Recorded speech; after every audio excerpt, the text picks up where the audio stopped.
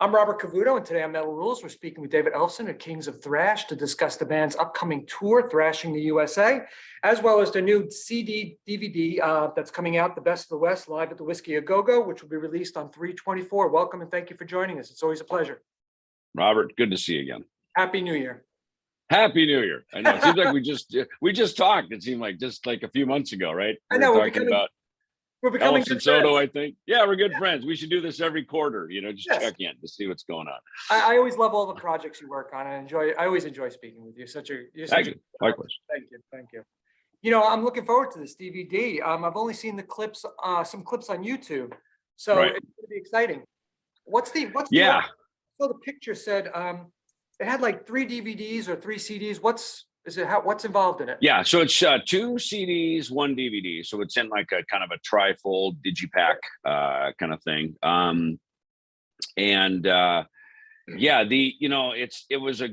So we did the first 4 shows, right? We did San Diego, Phoenix, Vegas, and then the Whisky was the final show, which was beyond sold out, super great. And the whole idea was just to look, let's run this up the flagpole and see if everybody likes it, see if they want to be a part of it, see if we like it, see if we, can still get along after 4 shows, Right. And, checked all the boxes. Everything was good on all fronts. And, I'm so happy we filmed and recorded the Whisky because that show, the Whisky's had a lot of bands. So for over the years, in fact, I was just reading something last night in the new book that I got about the very first, was it Johnny Rivers did live at the Whisky, I think in 1964, I think it was. So I was kind of getting the history. Now I'm interested in the history of the Whisky, and of course, everything Led Zeppelin, to Motley Crue, to Van Halen. Everything that's going on over there, over the years. But, now for us to have a piece of that history stamped in the history books forever now too, excuse me, I thought was super cool. And, the fact that we got it, we recorded it, we filmed it, Chris Poland and I, grew up together, as did Jeff Young, but certainly Chris and I from the beginning, and me even before Chris got in the band, San Francisco, where we debuted the band. Chris's first show that he saw us play was a 3-piece, me and Dave and Gar Samuelson, down at the Waters Club in San Pedro. When Dave and I first met, he said, we're not going to debut the band. We're not going to play any of the clubs in Hollywood. He'd already done it with Metallica a little bit. And that's why they moved to San Francisco. They just decided, the Sunset Strip was at that time in the early 80s, early mid 80s, was for a different genre. And so we played all these, the Balboa Theater, the Waters Club in San Pedro. We played all the outliers, the punk rock kind of clubs and stuff like this. And to see the Whisky come alive in 2022 with the same thrash metal fervor that me and Chris and Jeff got to experience back in the 80s, was so cool. It's kind of like it all came around. And I've seen some other shows at the Whisky recently, and there's young fans showing up in their denim vests with all their Motorhead and Metallica and Megadeth patches, and there's a real love and attraction to this whole thing that we created so many years ago, and it's nice to see it come. Not that it's come back. It's nice to just see it stay alive, and that it's still a thing, Yeah, there's a lot of history on that stage. Van Halen too. You didn't mention them, but oh my God, that was huge. Quiet Riot, Rat. Everybody who turned out to be anybody played there, and even a bunch of people that didn't turn out to be anybody played there. So the stage has just got history, I was out there back in the 90s when Motley Crue was doing their Kickstart My Heart video. We waited countless hours trying to get in. The line was wrapped around the block. Obviously, the place is not that big, so they couldn't allow all the people in. What's the inside like? I've never been inside. I've only seen it from the outside. It's not that big. In fact, the downstairs is, that's where, the most of the people are. Then there's an upstairs. And that's, there's a bar up there. That's where they have the merchandising area. It's where you can sit down at tables. Okay. So, the adults go upstairs, all the kids are thrashing downstairs, and I think that's what was so fun about watching at the show, and you'll see it on the DVD, the stage diving. They don't allow any stage diving. I think there's signs, no stage diving, so, with people getting hurt over the years, pretty much outlawed stage diving or any kind of mosh pit fun. But man, it was alive and well, and they allowed it to happen. And they had, they had, bouncers and stuff like helping people, kind of on and off the stage as that. And that's what we did, man. I mean, remember Clash of the Titans, when we took that tour out, Yes. Our security guy, Jerry Neely, was really big on, don't hurt the fans, man. They're just having fun. When they come over into the pit, you grab them, you help them down, you help escort them out. If they come back 2 or 3 more times, just shows they're having a great time. You don't harsh the fans. You don't pick on them. You're not mean to them. You allow them to, it's going to happen anyway. So just get in and help just make it be safe and enjoyable for everybody. Well, that's the fun of it too. I agree with you 100%. That's the fun of it. Yeah. What was involved for all of you guys dusting off some of the older songs? Did you have to go back and listen to the records to get everything right and to get back into that mindset from when you were, so much younger? I'll tell you this, Robert, for the most part, most of that stuff just came right back to me. I mean, I can put the stuff on with my headphones and just sort of play it down, and most of it comes back pretty quickly. It's a lot of muscle memory. I mean, we played those things over and over and over. I mean, look, at one point, Killing Is My Business was like the only songs we had. So, on the Killing Is My Business tour, those 28 minutes that's all we had, we'd extend These Boots Are Made for Walking and things like that, just to kind of create some, longer bass solo, just to kind of create, time in the set. But, the one song that took a minute for me to kind of bring back was Mary Jane. Because we haven't played that since, maybe when Marty and Nick were in the band. We played it in 90 or 91, maybe when we went to Japan. And even then it wasn't a regular in the set. It was something we kind of pulled out to play. And I don't know that we played it since. So 30 years, has gone by on that. And there's some real, and it came back as, it's funny, I just know how we play, and how just the mechanical nature of those riffs and stuff. So it came back pretty easy, but I was just kind of like, no, because there's a few finger twisters in there, some of the passages. And what I think it was really cool was Jeff. I realize how much guitar Jeff played on So Far So Good So What. He did all the acoustic stuff, so like the beginning of In My Darkest Hour. Anywhere there's an acoustic, it was all him. He played on, I think, pretty much every song on the record. And now playing with him, I know that, so so it's been fun for me to watch him just come, not only play that stuff, but step up and have to play. He plays a lot of Dave's parts, especially the solo work and stuff.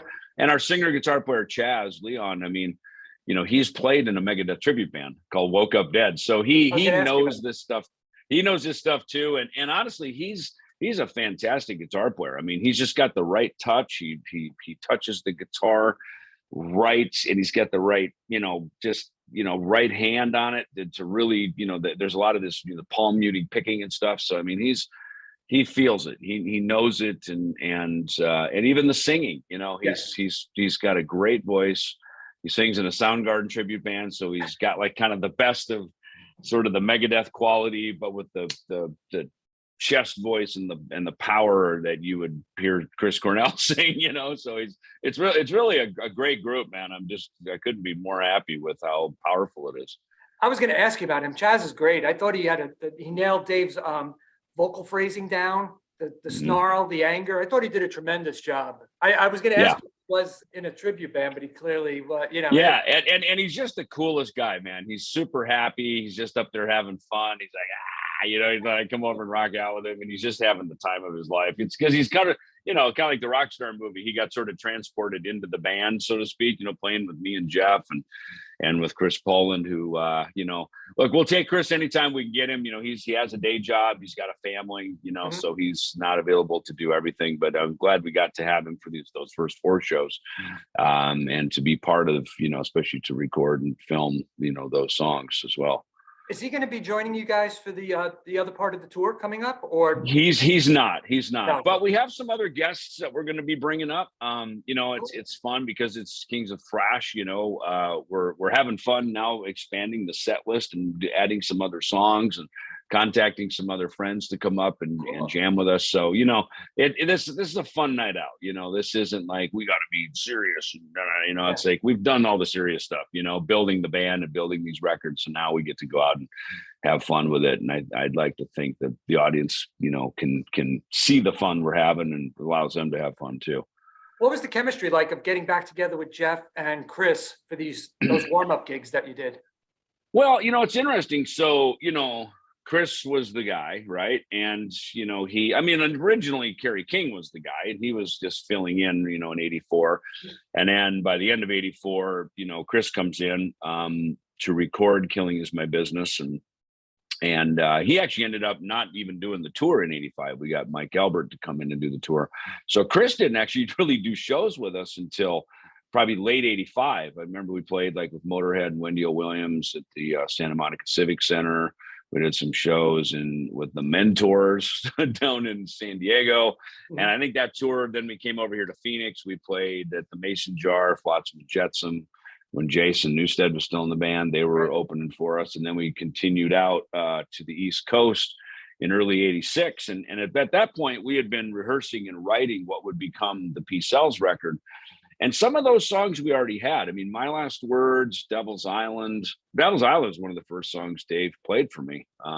That and what became Set the World Afire. At the time, it was called No Survivors. So Devil's Island, My Last Words. I remember we were working on that back in 83, writing that song. So, kind of about, even Good Morning Black Friday. So this stuff, that was our original drummer, Dijon Carruthers, actually came up with a lot of the lyrics on Black Friday. He essentially wrote that song and Dave sort of adapted it. So half of Peace Sells was really probably written before Killing Is My Business, ironically. So, Chris, really, the die had been cast at the two guitar sound of Megadeth, right? Dave really guttural and just expressive. And then, Chris being this very legato, melodic style, not a metal style. So that, the die had been cast. So when Jeff came in to originally just play some solos on the record, before we hired him full time as the touring guitar player and a member of the group, say he had to fill Chris's shoes, not to play Chris's parts originally because he was just playing on the record, but to sort of give this, this flavor, and obviously he did great, did his own thing, his own way. So it's kind of interesting. Here we are all these years later, Chris meets his successor, Jeff. And of course, there's no bad blood, there's no hard feelings, and and Jeff now gets to meet Chris, and so this tour coming up now, a lot of the guitar duties are shifting a bit because Chris is not going to be there. So between Chaz and Jeff now, they're shifting some of the duties around. So they're having fun, man. They're like real, these guys are guitar nerds, man. So they love this stuff. They deep dive. I mean, they're deep in this stuff, and so it's fun to watch. Jeff will text me, go, dude, I got the solo to 502 figured out. And, it's a crowning moment because, it's a solo Dave played. And so for him to really get into Dave's character and pull that out, I think that goes to show just the diversity of Jeff's skills. He's an incredibly diverse guitar player. That's cool. We were talking earlier about the Whisky. Did you guys do any documentary footage that's going to be on the DVD, interviews, or walking around the Whisky, or walking up and around down Hollywood Strip at the Rainbow? Did you guys include any of that stuff in there? We have some, and we ended up not putting it in there, partly because there's a lot of content. Again, but look, we played 2 records plus half of Peace Sells, and that's why we even had to cut a few songs out. There's a couple little audio issues. It's not like we took a remote truck out and did 4 shows like Frampton and Kiss, and when they did these live albums, it was that night only. So we captured the best of that run was sort of captured on that night. And if there's audio issues and stuff, we just decided to pull those tracks off the record. Maybe there's feedback or a kick drum mic was weird or something. But it was more about just which performances really were dialed and sometimes just the audience too. So that's what the DVD is. And then we do have interview footage. We actually have some stuff that we've done. some stuff outside the Whisky, some other just Oh, cool. stuff that we've done. Yeah, so just keeping content and that stuff. Maybe we'll kind of leak some of that out on the internet a little bit here and there. Keep it for other archival purposes as well. You guys have any pre-show rituals before these warm-up shows that you did? Just to get back. I always say a prayer. Sometimes it's just God help us, we walk out onto the stage, but some kind of rally around, it's easy, especially if you're doing club shows and stuff, there's a lot of chaos, there's a lot of activity, there's a lot of people want to hang out in the dressing room, everybody wants to come in and say hello, especially now because we're all together, and a lot of longtime fans and friends and industry people, happy to see us, so they want to come down and pop their head in and say hello and stuff. So, sometimes you got to sort of strip all that back so the band can just have their sort of zone space. And that's harder to do in the smaller venues, because right. And the backstage room is the size of the bathroom, right? Yeah, right. 100%. Yep, exactly. So yeah, no, it's, so that there's that, you know what I mean? So my thing is mostly just, it's just like a sports team, bring it together in the locker room to just huddle so you can, just make sure we're all connected. So when we walk on stage, we're a unified team, Awesome. That's great. Do you typically rewatch your videos, your live shows, and, your big studio videos? It's funny. I don't. Jeff loves it. He loves it. And I'm so happy, he's kind of become the musical director.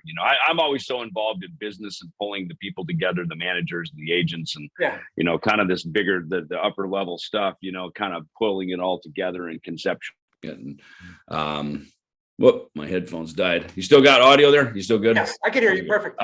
Yeah. So, it's what's nice is there's a real sense of teamwork that has happened here. Like I said, Jeff, really being, again, becoming the musical director, to pull Chaz in, work on stuff with Fred, dialing up, parts with he and Chris Poland for the DVD purposes, even mixing, he took it upon himself to go into LAFX studio over in North Hollywood. And Jeff's a big analog guy. He's very anti-digital. Like Jeff says, he goes, we're analog creatures, man. That's why analog resonates with us. Digital does not, he's really, and, I think there's some truth to that, digital, which is just ones and zeros, it's not very human, you know what I mean? Whereas analog is particles floating around, and moving around. And so, I just, I'm enjoying watching him just really flourish and have a moment now again to really come back to this in a way that he's celebrated, as he should be, because he was a big part of that record and that tour, 87 and 88 was a pivotal year to round out the 80s, and and he had a lot to do with that. So I'm happy to hand the reins to him and have partnership. Oh, that's great. Yeah, since I started doing interviews, it's challenging to sometimes watch yourself.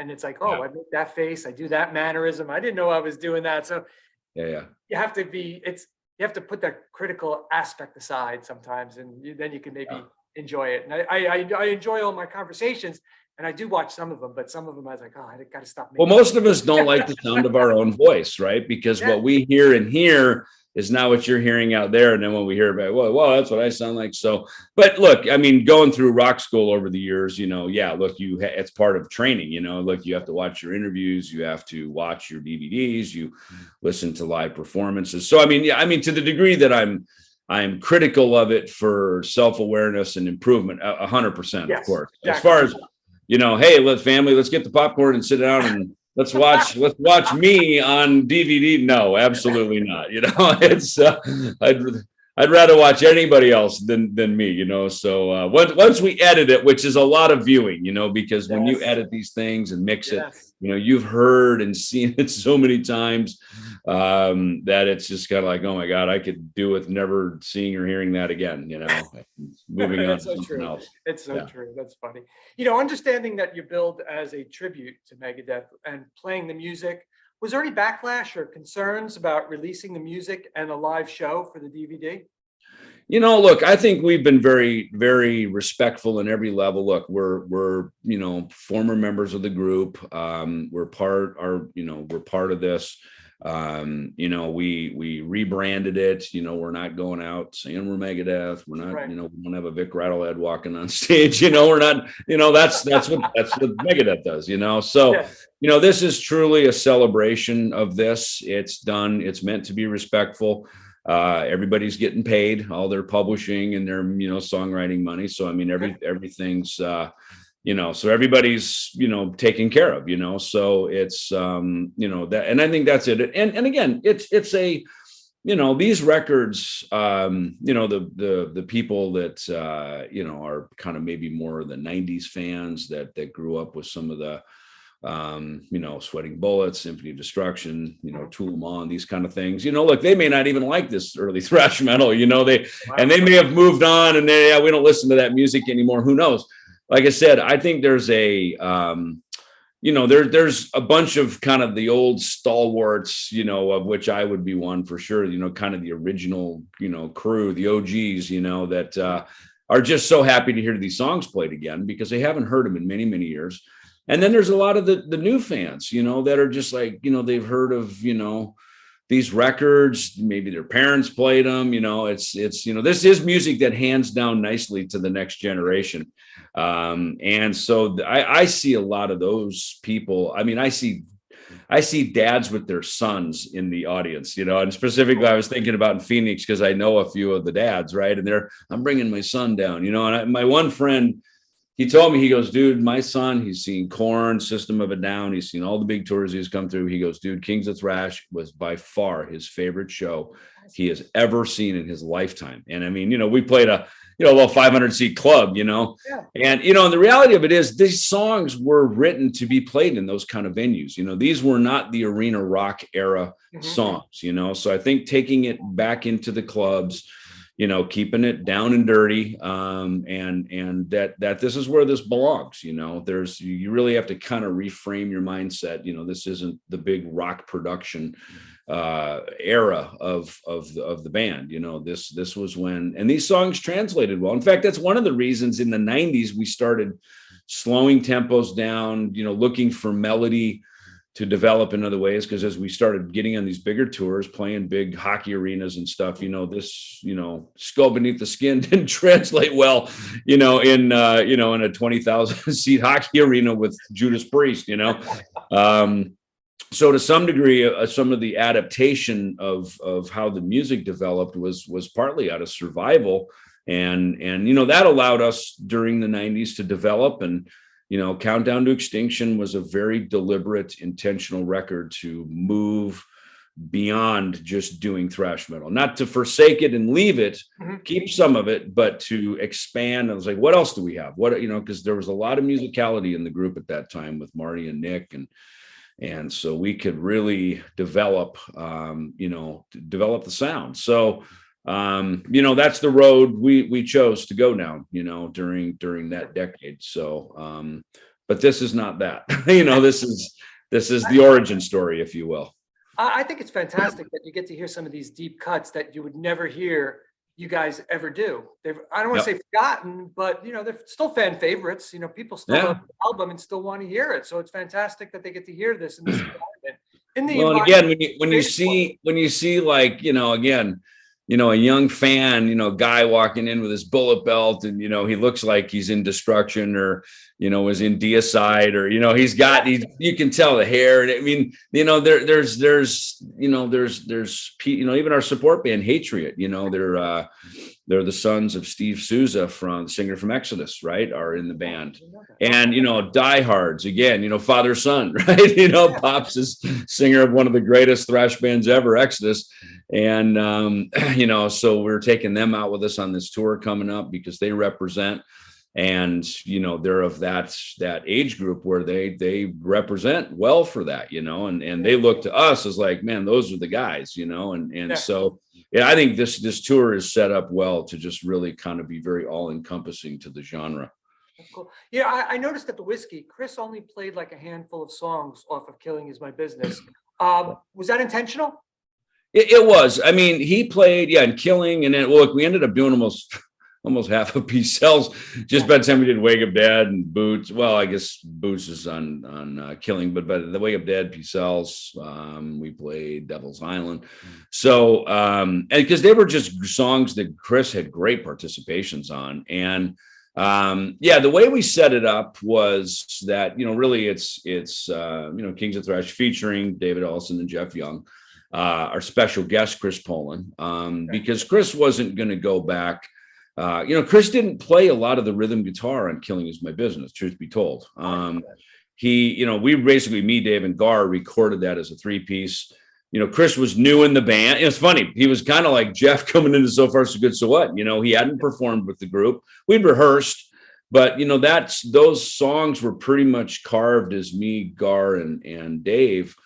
And Chris mostly just played solos. So again, it wouldn't be almost a year later by the time he would actually start touring with us full time. And then by then, we were well on our way to getting most of Peace Sells written. So Peace Sells in a lot of ways is kind of the heart center for Chris. And I can tell just talking to him, that's an album he really, that's his Megadeth record, I think, because he was really involved in all the recording and everything and played a lot of rhythm guitar on it. And it was part, there for the writing of a lot of the material. That makes complete sense. When we last spoke for Vacation in the Underworld, you said that Kings of Thrash was working in the studio, had a couple of songs done, talking about an EP of original material. Is that right? Has it blossomed to further than an EP, or can you give us an update on when we may see it? Yeah. Well, so it's funny. So Jeff and I reconnect literally a year ago to film the interview footage for the Nick Menza movie. Story of Nick Menza. This was my life story of Nick Menza, right? And then from there, we go in to the studio and lay down 4 tracks. That couple of sketch riffs that Jeff had that kind of sketched those 2 songs, and then I brought some ideas in to write 2 more. So those have been there. And then, once the tour idea came and we got this going, obviously then all the focus went into this. But yeah, those songs are there. There's one in particular that we're working to try to get finished up here that we could maybe even bring on the stage during the tour to play. Because, the truth of it is as much as we're playing these albums now, our vision of Kings of Thrash is that it can be, we can do whatever we want. I mean, should we go play Sax and Wheels of Steel and kill them all if we want, That's sure, but, right? Just as important, go play Bonded by Blood, and well, Steve Souza. Denim and Leather, throw a couple of those in too, right? You know what I mean? I mean, look, that's the reality of it is, and not to just be some wanky all-star tribute band, because that's not what we're looking to do either. But that's where, having original material that shows, some growth. I mean, I look at it as, it's a nod to our past and it's a path to our future. I mean, that's really what Kings of Thrash is. That is fantastic. Well, listen, I'm going to come out and see you guys when you play New York City in March. So I'll be there. Yeah. Right. I won't be stage diving, but I'll be taking pictures. That's okay. Us old guys can stand in the back. You know what I mean? So it's all good. I can still enjoy it without the stage diving. Tremendous. Exactly. That's good. I want to thank you so much for your time. I always love speaking with you. Thanks, Robert. So thank you so much. And I'll see you in March. See you in March. Bye-bye. Bye.